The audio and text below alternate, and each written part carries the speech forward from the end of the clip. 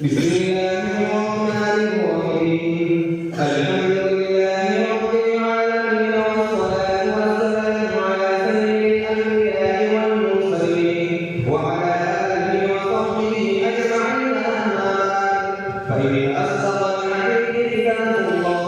وأحسن الحديث هدي محمد صلى الله عليه وسلم وخير الأمور محدثاتها وشر الأمور محدثاتها وكل محدثة بدعة وكل بدعة ضلالة وكل ضلالة في النار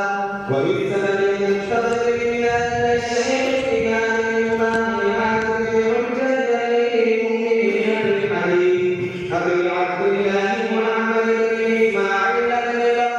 بن المغيرة الجعفي عن البخاري رحمه الله تعالى